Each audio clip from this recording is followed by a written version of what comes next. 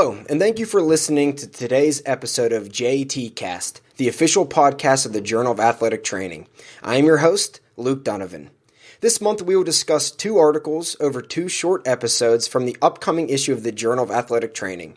In the first episode, I will talk about factors driving patient-reported outcomes following ACL reconstruction.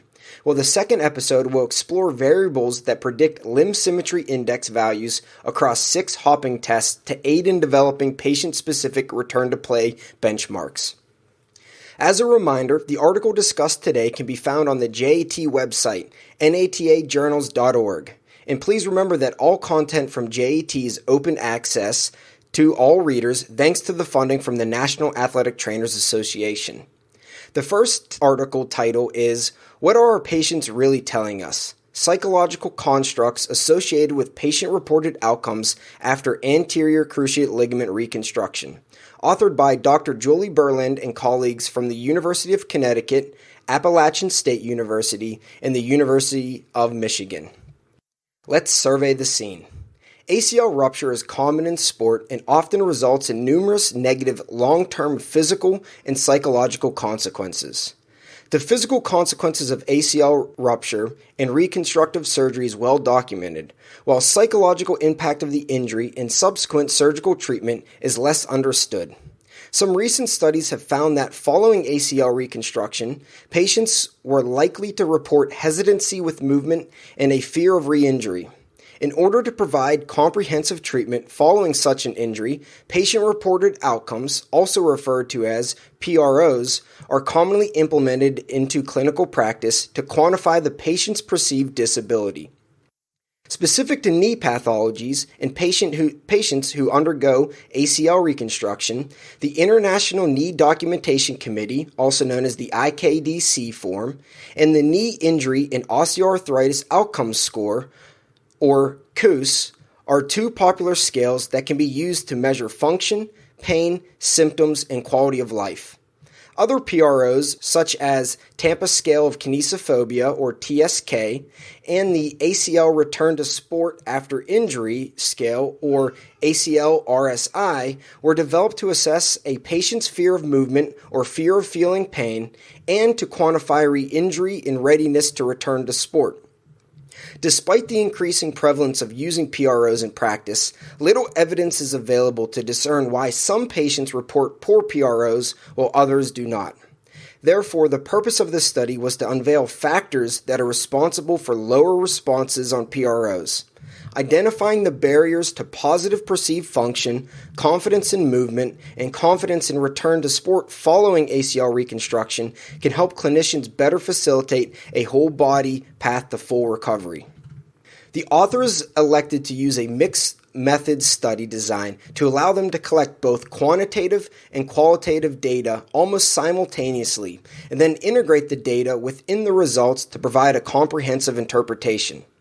Individuals who underwent primary unilateral ACL reconstructive surgery and who were cleared to return to unrestricted physical activity were enrolled in the study. Participants within the study had their demographic information recorded and completed 1 session in which they answered a battery of PRO measures, specifically the IKDC, all KOOS subscales, the TSK, and the ACL-RSI form. Following the PROs, participants completed a 15 to 20 minute one-on-one semi-structured qualitative interview designed to discuss factors related to perceived knee disability after their reconstructive surgery.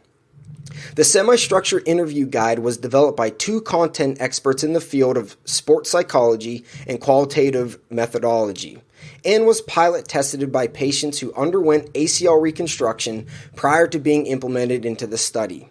By the end of the study, 21 individuals who were on average 3 years removed from surgery participated. Here are the results.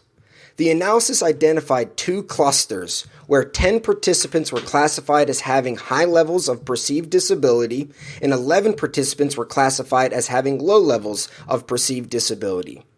Using the International Classification of Functioning, Disability, and Health definition, disability refers to, and I quote, impairments, activity limitations, and participation restrictions, and denotes the negative aspects of the interaction between an individual with a health condition, and that individual's contextual factors, environmental and personal factors, end quote. Individuals in the low disability cluster scored significantly better on all PROs except for the COOS Activities of Daily Living subscale. On the other hand, the COOS Quality of Life subscale scores demonstrated large group differences and predicted 85% of the variance between clusters. The qualitative analysis generated two broad themes, internal and external factors, and four independent sub-themes, internal facilitators, internal barriers, external facilitators, and external barriers.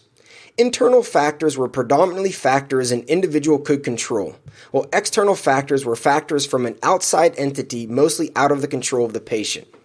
Descriptions of internal facilitators were individual motivation toward recovery, feelings of influence over recovery progress, desire to return to previous levels of activity, and confidence in the affected limb. Internal barriers were avoidance behaviors, fear of re-injury, feelings of incapacity, and negative emotions regarding the event or rehabilitation progress. Specific to external factors, descriptions of external facilitators are encouragement from friends, teammates, and coaches, support to the involved needs such as bracing and strength training, and clear expectations of the rehabilitation process. External barrier descriptions are limitations in coverage of treatment, persistent symptoms such as pain and deficient range of motion, and inattention of providers to individual status. Participants with high level of perceived disability reported more frequent barrier-related experiences during recovery, while individuals with low levels of perceived disability experienced more facilitators during recovery. It is important to note that all participants reported negative psychological emotions at some point after the ACL injury, but the degree and frequency differed between the two clusters. Therefore, clinicians should expect all patients to experience some varying degree of psychological impact over the course of the rehabilitation process. With that said, a key component of the rehabilitation process is to identify patients who are at risk of prolonged consequences. After blending the quantitative and qualitative data, the author summarized three practical applications. First, patients who report more avoidance tendencies, fear, lack of expectations, and lack of a social support network described greater perceived disability on common PRO measures used after the ACL reconstruction. Second, the TSK, the ACL RSI, and COOS quality of life instruments were the best scales for identifying individuals who may be experiencing more avoidance behaviors or fear, or who may receive inadequate social support or attention from providers after ACL reconstruction. And finally, clinicians should address, either through the use of PROs or discussions with the patients, the potential barriers and facilitators that patients experience to facilitate recovery after ACL reconstruction.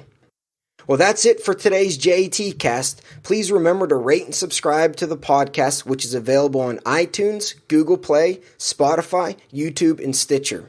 You can find out more information about upcoming podcasts and other JAT events on our Twitter, Facebook, and Instagram accounts at JAT_NATA. Thank you for listening, and keep a lookout for the next JATcast episode.